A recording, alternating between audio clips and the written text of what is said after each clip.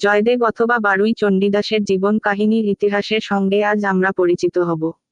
আপনাদের সকলকে A to Z studio one চ্যানেলের পক্ষ থেকে আন্তরিক অভিনন্দন। আমাদের নিবেদন মনোযোগ সহকারে দেখুন এবং চ্যানেলটিকে সাবস্ক্রাইব করুন।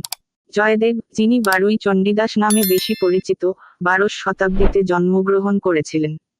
তিনি বাংলা সাহিত্যের অন্যতম শ্রেষ্ঠ কবি এবং একটি বিখ্যাত কাব্যগ্রন্থের রচয়িতা। এই গ্রন্থটি ভগবান কৃষ্ণ এবং রাধার প্রেমের অনুপ্রাণিত কাহিনী নিয়ে রচিত। আপনারা কি জানেন সেই বিখ্যাত কাব্যগ্রন্থের নাম? এখনই কমেন্ট করে জানান। ওনার জন্মস্থান পশ্চিমবঙ্গের বীরভূম জেলার কেন্দুলি গ্রাম, যা কেন্দুলিয়া নামেও পরিচিত। তার পিতার নাম ছিল বুজদেব এবং মাতার নাম বামাদেবী। শৈশব থেকেই জয়দেব ধর্মীয় এবং সংস্কৃত শিক্ষায় পারদর্শী ছিলেন। তার শিক্ষাজীবন কেটেছিল নবদ্বীপে, যেখানে তিনি সংস্কৃত ভাষায় পাণ্ডিত্য অর্জন করেন। জয়দেবের জীবনে তার স্ত্রী পদ্মাবতীর বিশেষ ভূমিকা ছিল। কিংবদন্তি অনুসারে, পদ্মাবতী ছিলেন অত্যন্ত ধার্মিক এবং জয়দেবের কর্মে অনুপ্রেরণা যোগাতেন। তাদের সম্পর্ককে বৈষ্ণব সাহিত্য রাধা কৃষ্ণের প্রেমের সঙ্গে তুলনা করেছে। জয়দেব তার রচনার মাধ্যমে প্রেম ও ভক্তির মাধ্যমে ঈশ্বরের নৈকট্য অর্জনের কথা বলেছেন। তার রচনায় মানব জীবনের মূল লক্ষ্য হিসেবে ঈশ্বরের প্রতি একাগ্রতা এবং শুদ্ধ প্রেমের উপর জোর দেওয়া হয়েছে। জয়দেবের সবচেয়ে বিখ্যাত রচনা হল গীতগোবিন্দম। এটি একটি সংস্কৃত কাব্যগ্রন্থ, যা 12টি অধ্যায় এবং 24টি গীত বা স্তোত্র নিয়ে গঠিত। এখানে রাধা কৃষ্ণের প্রেমকাহিনী অত্যন্ত হৃদয়স্পর্শীভাবে বর্ণিত হয়েছে। গীতগোবিন্দম এর প্রতিটি গান ভগবানের প্রতি ভক্তি ও প্রেমের উদাহরণ। জয়দেবের জীবনের সঙ্গে যুক্ত কিছু কিংবদন্তি রয়েছে। বলা হয়, একবার তিনি গীতগোবিন্দম রচনার সময় কৃষ্ণের পায়ের পাতা মাটিতে রাখার একটি লাইন লিখতে দ্বিধা করেছিলেন। তিনি এটি ঈশ্বরের প্রতি অসম্মান বলে মনে করেছিলেন। রাতে তিনি এটি লিখে রেখে ঘুমিয়ে পড়েন।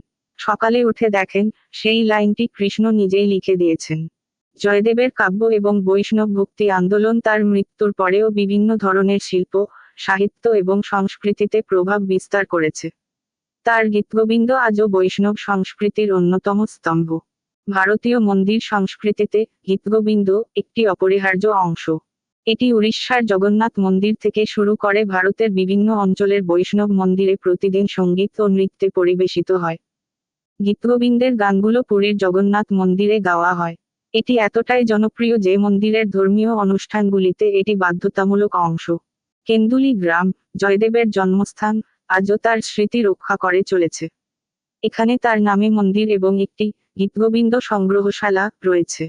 প্রতি বছর জয়দেব মেলা এখানে বাউল গানের মাধ্যমে উদযাপিত হয়, যা বৈষ্ণব ভক্তির একটি আন্তর্জাতিক মিলন মেলা। গীতগোবিন্দের কাহিনীর মূল বিষয় রাধা এবং কৃষ্ণের প্রেমের গভীরতা, তাদের বিরহ এবং পুনর্মিলনের গল্প। এটি সংস্কৃত ভাষায় অত্যন্ত সুরেলা এবং কবিত্বময়। এছাড়া প্রতিটি স্তোত্র রাগ ও তাল অনুযায়ী রচিত। এটি ভারতীয় শাস্ত্রীয় সঙ্গীত ও মন্দির নৃত্যের ভিত্তি। এই গ্রন্থের আধ্যাত্মিকতা হলো এটি শুধু একটি প্রেমের গল্প নয়, বরং আত্মার সঙ্গে পরমাত্মার মিলনের প্রতীক। এখন আমরা সঠিক উত্তরদাতাদের নাম জেনে নিব। আমাদের চ্যানেলটিকে সাবস্ক্রাইব করতে ভুলবেন না যেন এবং আরও কৌতূহল উদ্দীপক গল্পের জন্য বেল আইকনে ক্লিক করুন।